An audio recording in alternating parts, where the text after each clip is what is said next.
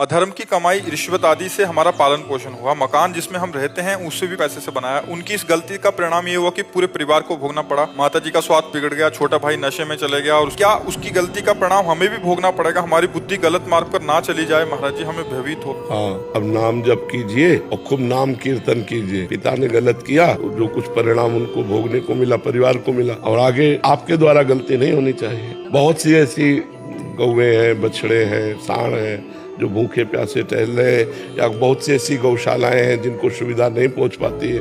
अगर इस तरह का धन है तो ऐसे दे देना चाहिए जिससे गौ सेवा हो। वो जो हमने दूसरे का शोषण किया तो किसी का पोषण करेगा, तुम्हारे पिता को भी आनंद मिलेगा। ये हम समाज को बताना चाहते हैं कि यदि आप अधर्म से पैसा कमाओगे, घूस से कमाओगे, बेईमानी से कमाओगे तो तुम्हें तो भोगना ही पड़ेगा, तुम्हारे परिवार को भोगना पड़ेगा। भले 100 रुपया कमाओ लेकिन तुम्हारा परिवार बहुत बढ़िया। महाराज जी, क्या मेहनत करने से वो सब भी प्राप्त हो जाता है जो कि भाग्य में लिखा नहीं होता?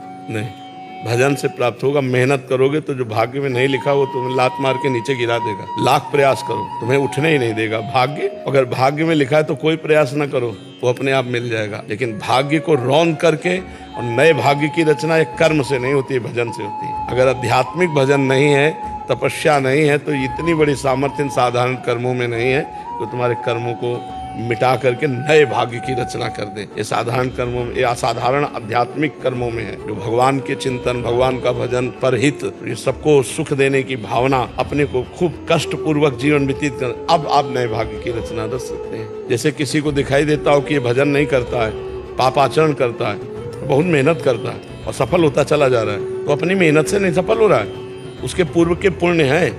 और जिस दिन पुण्य समाप्त हुए उस दिन ऐसे बम ब्लास्ट हो जाएगा, एकदम हाइड्रोजन की तरह फ्यूज हो जाएगा, क्योंकि पापाचरण वर्तमान में कर रहा है, पूर्व का पुण्य खर्चा हो गया। तो जिस समय वर्तमान का पाप और पीछे का पाप जुड़ेगा उस समय ब्लास्ट हो जाएगा, सब मिटिया मेट हो जाएगा। एक आदमी बहुत प्रयास करता है लेकिन असफलता उसके हाथ में लगती है। वो अभी का प्रयास नहीं है, वो पूर्व का उसका जो पाप है वो टांग मार रहा है उसके प्रयास में। और जिस दिन इसका अभी का प्रयास और पूर्व का पुण्य मिल जाएगा तो एक क्रॉस कर जाएगा, उन्नति को प्राप्त हो जाएगा। घर में एक बहन थी, उसका शरीर पूरा हो गया, और फिर जो गोपाल जी रखे थे, फिर सब अभी ऐसा हो रहा है कि 5 वर्ष से आपको राखी बांध रहे थे, आज आपने उस राखी की राज नहीं रखी। आप भी अच्छा ये बताओ, राखी बांधोगे तो अमर हो जाएगी क्या बहन? इसका नाम क्या है? तो जिन्होंने इतनी तपस्या की, इतना भजन किया कि भगवान पुत्र बने आके, वो भी पधार गए कि नहीं पधार गए? फिर आप कैसी बात? वो मुझसे 7 साल छोटी थी, मैंने अपने या गर्भ में भी समय पूरा हो जाता है। अब बताओ, मरने का कोई समय है क्या? आप कहते हैं ना कि भगवान कभी भक्तों का अनिष्ट नहीं होने देते। कैसे अनिष्ट हो? तुम क्या जानते हो उसका अनिष्ट? तो आपको क्या पता, वो जीव इतने दिनों तक केवल लड़की के शरीर में रहा, अब वो भगवान से मिल गया जाके। तुम्हारी भक्ति, उसकी भक्ति, गोपाल जी ने कृपा करी और अपने धाम में बुला लिया। अब आप अपनी सोच से अमंगल मान रहे हैं तो हम क्या कर सकते हैं? आप जानते हैं तुम्हारी बहन कहाँ गई, तो व्यर्थ में भगवान को कोस रहे हो। संसार में भटकने से बचाकर अपने पास में बुला लिया। तो ऐसे निगेटिव क्यों सोचो आप? अपने स्वरूप में स्थित होना चाहता हूँ ताकि जब इसको छोड़ूं तब डरूं नहीं। हाँ बिल्कुल, बता रहे हाँ जिस घर में जाना है हाँ, बहुत उत्तम विचार है। नाम जप करो ना, जैसे गीता जी है ना, तो स्वामी राम सुखदास जी ने बहुत सुंदर टीका की है। साधक संजीवनी नाम है, खरीद लो, एक गीता प्रेस से मिलती है, और उसका स्वाध्याय करो। साधक संजीवनी। मृत्यु इस संसार में बिल्कुल सत्य है। हम कैसे इसे प्राकृतिक रूप से दर्द और भयमुक्त बना सकते हैं? मृत्यु किसकी है ही नहीं। मृत्यु किसी की नहीं है। पंचभूत आकृति बिखरी, पंचभूतों में मिल गए।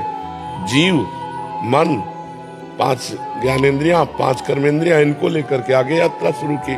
कुछ नहीं मरा, ट्रांसफर हुआ। 5 तत्व अपने तत्व में मिल गए। जीवात्मा इंद्रिय और मन के साथ आगे निकल गया। मृत्यु किसकी है?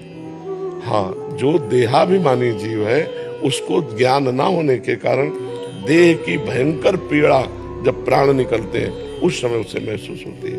तो अगर हम भजन कर लें, भगवान की कृपा प्राप्त कर लें, तो जैसे मतवाले हाथी के गले से छोटी फूलों की माला टूटकर गिर जाए, उसे पता नहीं चलता, ऐसे ही भक्त की जब मृत्यु होती है तो उसे कोई कष्ट नहीं होता। मरने से सब जग डरा, मेरो मन आनंद, कब मरी हो कब भेटी हो पूर्ण परमानंद। मृत्यु कब है? उसको होता है जो अज्ञानी है और जो शरीर आसक्त है और जो भोगों में रत है।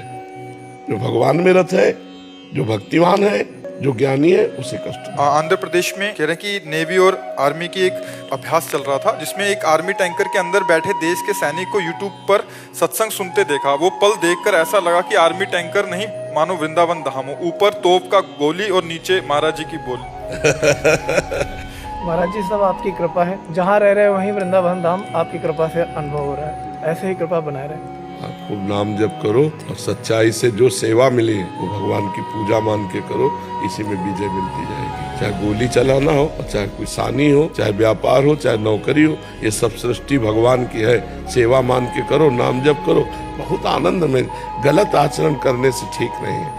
जो हमें कर्तव्य कर्म मिला है, अगर हम सही ढंग से करें तो भगवान उसी से प्रसन्न हो जाएंगे। भगवान ने 4 परिवार के लोग दिए हैं तुम्हें, उन्हीं को प्यार करो, उन्हीं को अच्छे से पालो पोषो, उन्हीं में भगवान को देखो, तुम्हारा मंगल हो जाएगा।